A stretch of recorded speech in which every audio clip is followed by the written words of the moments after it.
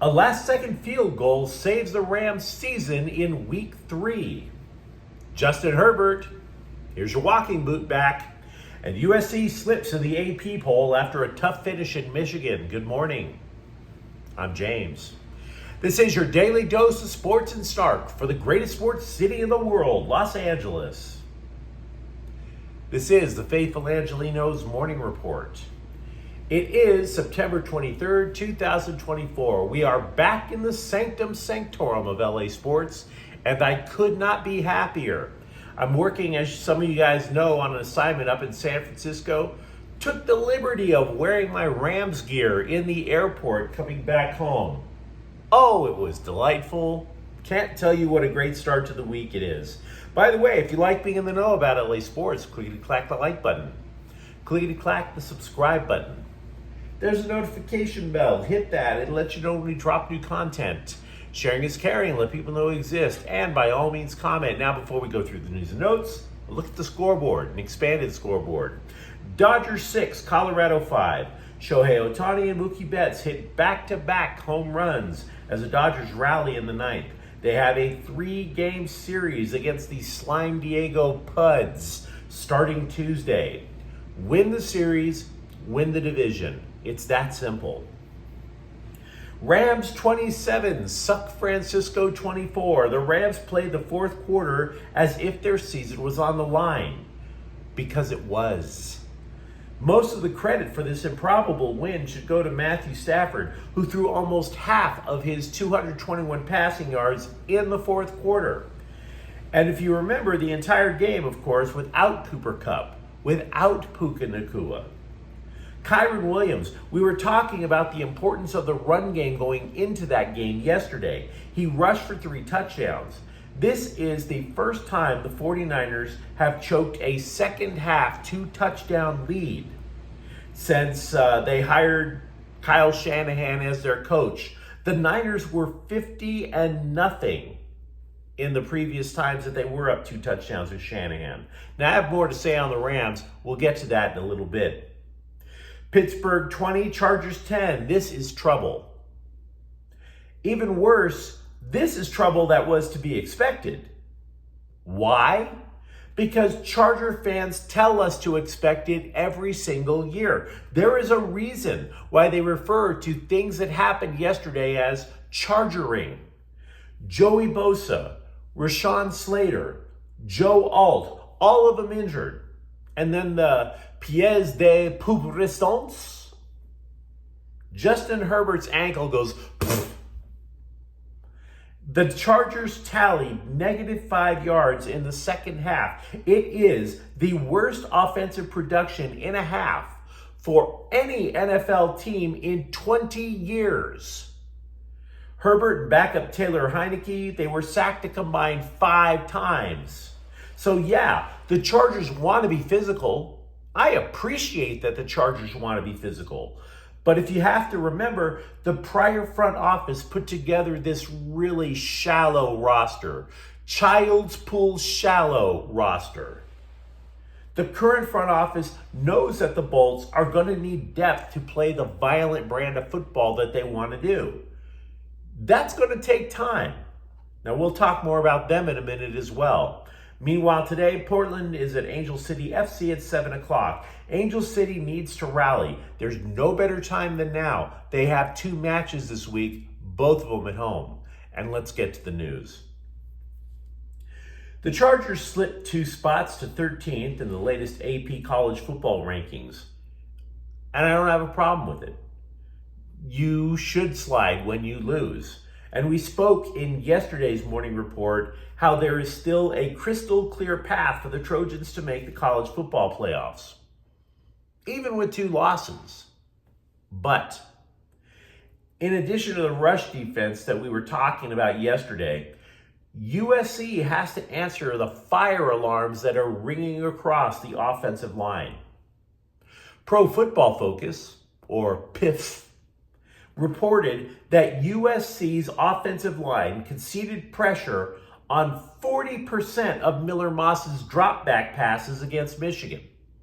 40% of the time the guy faced defensive linemen trying to trying to basically split apart his intestines. It got so bad for USC that 2 starting linemen were benched. Left tackle Elijah Page and right guard Alani Noah. Which brings me to another point. I would like to congratulate LA Times columnist Dylan Hernandez for a remarkably simple-minded column on Sunday, claiming that the loss is on Lincoln Riley, claiming that he always chokes under pressure. Oh, I was reading this. Oh, the shallowness. Oh, the depths of the stupidity. Here is his primary thesis, that USC, quote, stubbornly running the ball up the middle, unquote, is what led to USC's demise, is what was a plan put in place by Riley. Running up the middle. Because, yeah, when you do that, here's the thing. Sure, you don't get too much in the first half, but it eventually makes your opponent play honest defensive football. And or if you are successful, you wear them down. Now, I'm not necessarily suggesting it did wear the Wolverines completely down, but in terms of the plan that Riley put in place, Jim Harbaugh would have put a plan like that in place. Hate to tell you that, Dylan. The Michigan defensive front eventually had to play the run. They brought people up on the line of scrimmage. They played a more honest defense instead of sitting there going, we have to stop USC's passing game. And that opened up 2 things. Passing lanes in the second half for the receivers. Running lanes in the second half when Moss eventually started throwing the ball. And by the way, Woody Marks rushed for over 100 yards Saturday. That's not too shabby. You're on the road, playing in one of the toughest environments in college football, and it is Moss's first start on the road in front of 100,000 people. You know a good way to get them to shut the hell up is to run the ball, which keeps the score low, which frustrates the fans. And by the way, that's exactly what happened. It worked so well, Michigan fans were booing their own team during the game. So no, I do not think for a moment that this is Riley choking. I think they came up 1 play short. Suck Francisco, by the way, that was a damn choke. How bad is Justin Herbert's ankle? He left the stadium in a walking boot, just like the one he had worn during training camp. You know, I have a collection in my closet full of caps and jerseys. Justin Herbert is collecting a closet full of the dopest walking boots. It's really quite fashionable when you think about it. Functional and fashionable. Now, I will grant you the first boot was for his plantar fascia issue, and this time it's for a high ankle sprain. But I will say this, we have very little to go on. What this means for the Chargers' future, we don't know yet. Herbert wore a walking boot, for example, for 2 weeks in preseason before he returned to practice. I've read that former Titans quarterback Ryan Tannehill was sidelined 2 weeks with a high ankle sprain. All of this makes you guess that if Herbert misses time, maybe it's just going to be an ugly 2 weeks. Kind of like that girl that you were trying to date after you got lucky at last call at the bar, right? It's like after 2 weeks in, you look at her and you realize, no wonder you were available at 1:30 in the morning. You're not that cute and your body count is bigger than my 401k. Now, Herbert said he wants to play against Kansas City next Sunday. They are going to need an MRI to determine the extent of the damage first. Heineke passed for only 24 yards in his stead. So it brings to mind, when you consider the extent of chargering, say Herbert is out for 2 weeks, say you face plant for 2 weeks, now you're 2-3. If you have Jim Harbaugh as your coach, you have much more reason for confidence than you do if you've had virtually any other coach virtually any other coach, outside of, say, Bobby Ross or Don Coryell. In Chargers history, you have more confidence. Joey Bosa's quest, meanwhile, to injure every part of his body continued Sunday when he left the game after 2 snaps with a hip injury. So keep doing it, Joey. Working every part of the anatomy until it snaps. This poor guy has had everything short of psoriasis in his career, I got to tell you. Also, both Chargers starting tackles missed time in the second half. Rashawn Slater has a pectoral injury. Joe Alt turned an ankle. The Chargers then responded. They were obviously trying to rebuild their offensive line on the fly. I don't know if they have an answer yet. They started with Trey Pipkins moving to left tackle to replace Slater, but Jamari Salyer could not sufficiently protect the quarterback either, so Pipkins went to left tackle and Salyer to guard. In other words, the Chargers are trying to figure out how to build something in case Slater and or Alt is out for a long term. It's going to take some creativity. Back to the Rams, sometimes it takes a couple of weeks for Sean McVay to figure it out. Have you ever noticed that? He doesn't always make the greatest halftime adjustments, but when he notices a major problem, he might have a workaround in place in about 2 weeks. Consider like 2 years ago, the Rams faced a ton of injuries. So what did he do? He took a wide receiver, Ben Skowronek, and played him at fullback to get some extra blocking. Even last year, an adjustment, Kyren Williams wouldn't line up behind Stafford or wouldn't line up next to Stafford. No. Kyren Williams would actually cheat up toward the line of scrimmage and line up between a guard and a tackle, just right behind the guard and the tackle, to add extra blocking when it was an obvious passing down and they knew the blitz was on the way. So what did the Rams do Sunday? Well, they threw out rookie center Bo Limmer and a guy who may as well be a rookie in guard Logan Bruss.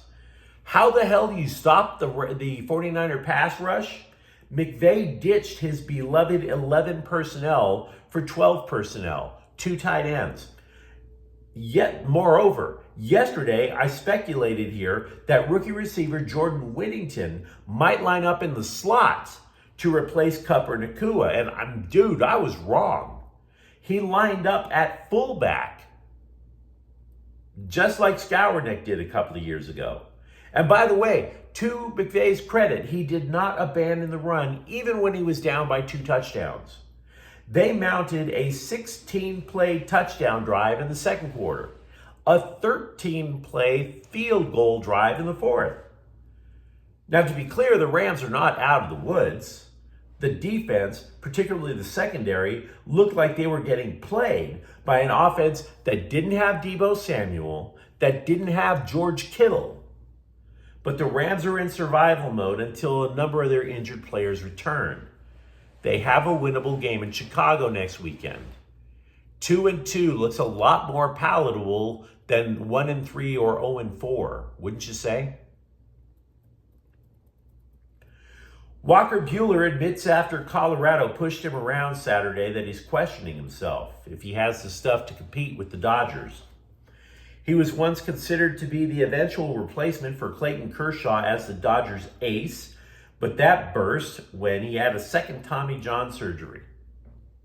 So many people assume that you can just recover from Tommy John surgery.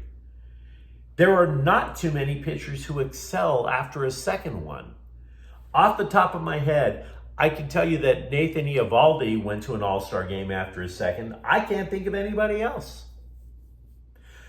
Said Buehler, quote, "I just didn't make the big pitches in the big spots, or I kind of made little mistakes in the big spots. Obviously not good enough at this point of the year," unquote. And with the Kings, we do have something more specific than upper body injury when it comes to Kings winger Arthur Kaliev. His clavicle is broken. My wife had that once. That will make your day suck, to say the least. But you let me know what you think in the comments thread. Talk to me about what you saw yesterday with the Rams or the Chargers. Are you okay with USC sliding to 13th? And if you enjoyed the content, don't forget to subscribe to Faithful Angelenos. We talk LA sports here every single day. Thank you for watching. I'm James. We'll be back tomorrow. Faithful Angelenos is a Ken Cortell Queso production. Take care.